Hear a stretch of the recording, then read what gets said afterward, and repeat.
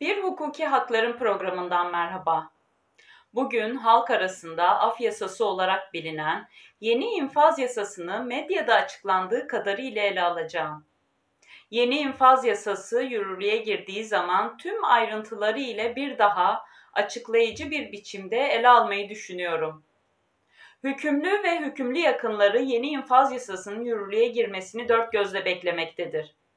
Fakat bunun yanı sıra bu hükümlülerin mağdur ettiği insanların da bu yasanın çıkmasıyla acıları katmerlenmiş oluyor.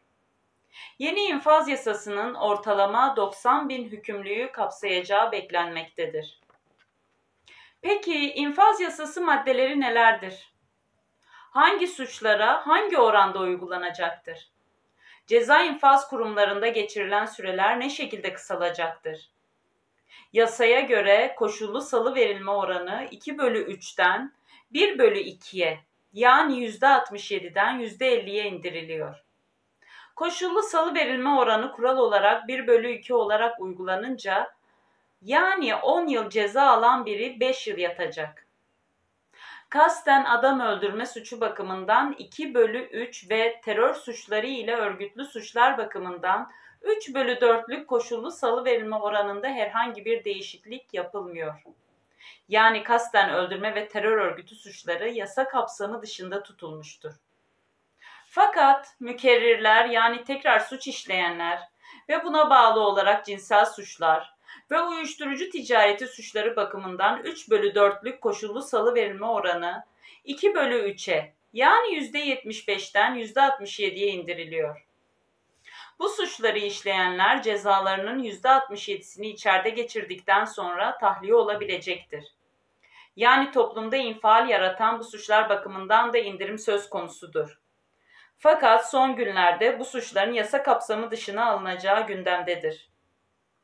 Bir hukukçu ve vatandaş olarak bu suçlar sebebiyle mağduriyet yaşamış kişilerin haklarının zedeleneceği göz önünde bulundurulmamış, mağdur olanı yerine karar alınarak bu suçlara da ceza infaz yasası ile indirim getirilmesi tasarlanmıştır. Tasarıda hükmolunan ceza ile orantılı olarak koşullu salı verilmeye esas alınacak sürenin 1/2'sinin 1/5'ini denetimli serbestlikte geçirilmesi yönünde bir düzenleme yapılıyor. Böylelikle her hükümlü cezasının en az %40'ı oranında ceza infaz kurumunda çekmiş olacaktır. Yani örnek verirsek 10 yıl ceza alan biri önce %50 indirimden faydalanacak, cezası 5 yıla inecektir. Daha sonra bu cezanın da 5'te 1'i denetimli serbestliğe tabi tutulacak. Hükümlü sonuçta ceza infaz kurumunda 4 yıl geçirmiş olacaktır. Yasa tasarısının bir başka maddesi ise terör suçları, kasten öldürme ve özel hayatın gizliliğine ilişkin suçlar hariç, cezasının son 3 yılı kalanlar ceza infaz kurumundan çıkabileceklerdir. Yani demek oluyor ki binlerce insanın ölümüne neden olan uyuşturucu suçları da bu son 3 yılında ceza infaz kurumundan çıkabilecektir. Geçici bir düzenleme ile belirli bir tarihten önce işlenen terör, kasten öldürme ve özel hayatın gizliliğine ilişkin suçlar hariç, tüm suçlar bakımından denetimli serbestlik süresi 1 yıldan 3 yıla çıkarılıyor. Çocukluk, kadın ve yaşlılar için de yeni bir düzenleme tasarlanmıştır. Belirli bir tarihten önce işlenen suçlar bakımından terör suçları, kasten öldürme suçları, cinsel dokunulmazlığa karşı işlenen suçlar ve özel hayatın gizliliğine ilişkin suçlar hariç olmak üzere 0-6 yaş grubu çocuğu bulunan kadın hükümlüler ile 70 yaşını bitirmiş hükümlülerden 2 yılı kalanlar denetimli serbestlikten yararlanabiliyordu. Daha önce 2 yıl olan süre 4 yıla çıkarılacaktır. Belirttiğimiz gruptaki hükümlülerden 4 yıl cezası kalanlar diğer koşulları tamamlamak koşuluyla cezaevinden çıkacak. 65 yaşını doldurmuş yaşlılara da tasarıda düzenleme getirilmiştir. 65 yaşını bitirmiş ağır hastalık, engellilik ve kocama sebebiyle hayatını yalnız idame ettiremeyenler azami süre sınırına bakılmaksızın denetimli serbestlikten faydalanabilecektir. Fakat bu hükümlerden yararlanmak isteyenlerin iyi hal durumları göz önünde bulundurulacak. Çocuk hükümlüler açısından da belirli bir tarihten önce suç işleyen çocuk hükümlülerin 18 yaşını dolduruncaya kadar infaz kurumunda geçirdikleri bir gün 3 gün olarak kabul edilecek. Peki konutta çektirilecek hapis cezaları ne şekilde düzenlenmiştir? Hapis cezalarının hafta sonu ve geceleyin ceza infaz kurumunda kalmak suretiyle infaz edilebilmesine ilişkin 6 aylık sınır, kasıtlı suçlar bakımından 1 yıl 6 aya, ölüme neden olma hariç taksirli suçlar bakımından ise 3 yıla çıkarılacak. Kadınlar ve yaşlılar için öngörülen konutta infaz usulünün uygulanacağı hapis cezalarının sınırı da arttırılıyor. Çocuklar da buraya dahil ediliyor. Bu kapsamda konutta infazın sınırı kadın, çocuk ve 65 yaşını bitirmiş erkeklerde 6 aydan 1 yıla, 70 yaşını bitirmiş kişilerde 1 yıldan 2 yıla, 75 yaşını bitirmiş kişilerde ise 3 yıldan 4 yıla çıkarılıyor. Bu kapsamda konutta infazın sınırı kadın, çocuk ve 65 yaşını bitirmiş erkeklerde 6 aydan 1 yıla, 70 yaşını bitirmiş kişilerde 1 yıldan 2 yıla, 75 yaşını bitirmiş kişilerde 3 yıldan 4 yıla çıkarılıyor. Başka bir düzenleme de toplam 5 yıl veya daha az süreli hapis cezasına mahkum olan veya adli para cezası infaz sürecinde hapis cezasına çevrilen hükümlülerden maruz kaldığı ağır bir hastalık veya engellilik nedeniyle ceza infaz kurumu koşullarında hayatını yalnız idame ettiremeyeceği adli tıp kurumu raporuyla, altını çiziyorum, adli tıp kurumu raporunun olması gerekmekte, tespit edilenlerin cezasının konutunda çektirilmesine imkan sağlanmaktadır. Bu tasarıda yeni doğum yapan ve toplam 3 yıl veya daha az süreli hapis cezasına mahkum olan ya da adli para cezası infaz sürecinde hapis cezasına çevrilen hükümlü kadınların cezasının konutunda çektirilmesine imkan sağlanmaktadır.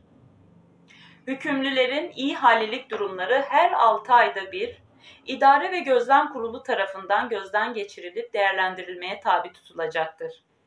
Tasarıda toplam 10 yıl ve daha fazla hapis cezasına mahkum olanlar ile terör suçları, örgüt kurmak, yönetmek veya üye olmak suçları, örgüt faaliyeti kapsamında işlenen suçlar, kasten öldürme suçları, cinsel dokunulmazlığa karşı işlenen suçlar ve uyuşturucu veya uyarıcı madde imal ve ticareti suçlarından mahkum olanlar hakkında yapılacak açık ceza infaz kurumuna ayırmaya, denetimli serbestlik tedbiri uygulanarak cezanın infazına ve koşullu salı verilmeye ilişkin değerlendirmeler de İdare ve Gözlem Kurulu'na Cumhuriyet Başsavcısı veya belirleyeceği bir Cumhuriyet Savcısı başkanlık edecek. Ayrıca İdare ve Gözlem Kurulu'na Cumhuriyet Başsavcısı tarafından belirlenen bir izleme kurulu üyesi ile Aile Çalışma ve Sosyal Hizmetler Bakanlığı ve Sağlık Bakanlığı il veya ilçe müdürlükleri tarafından belirlenen birer uzman da katılacak. İnfaz aşamasında verilecek tüm kararların infaz hakimleri tarafından verilmesi gerekmektedir. Cumhuriyet Savcısının infaza ilişkin verdiği kararlara karşı infaz hakimliğine şikayet başvurusunda bulunabilmesine imkan tanınacak. Toplam 10 yıl ve daha fazla hapis cezasına mahkum olanlar ile terör suçları, örgüt kurmak, yönetmek veya üye olmak suçları, örgüt faaliyeti kapsamında işlenen suçlar, kasten öldürme suçları, cinsel dokunulmazlığa karşı işlenen suçlar ve uyuşturucu veya uyarıcı madde imal ve ticaret suçlarından mahkum olanların açık ceza infaz kurumu ayrılması infaz hakiminin onayına tabi tutulacak. Hükümlünün duruşma, sağlık, eğitim ve çalışma gibi nedenlerle geçici olarak cezaevi dışında bulunduğu yerlerde gerçekleştirdiği disipline aykırı eylem ve sözleri nedeniyle de disiplin yaptırımları uygulanabilecek. Zorunlu ve çok ivedi durumlarda Cumhuriyet Başsavcılığının hapis cezasının infazına 6 ay ara verebilmesine ilişkin yetkisi 1 yıla çıkarılıyor. Ayrıca hükümlünün eş veya çocuklarının sürekli hastalık veya malüllükleri nedeniyle bakıma muhtaç olmaları halinde infaza ara verilebilmesine imkan tanınıyor. Umarım bu zorunlu ve ivedi durumlar nelerdir tek tek belirtilir. Yoksa aksi halde yoruma açık bir durum söz konusu olur ki bu da subjektif kararlara neden olacaktır. Yeni doğum yapan kadınların cezası 6 ay yerine 1 yıl 6 ay ertelenebilecek. Çocuk hükümlülere verilebilecek ödül imkanının kapsamı genişletiliyor. Hükümlülerin kamu kurum ve kuruluşlarının iş alanlarında geceleyin bu kurum ve kuruluşlar tarafından barındırılmak koşuluyla çalıştırılabilmelerine imkan tanınıyor.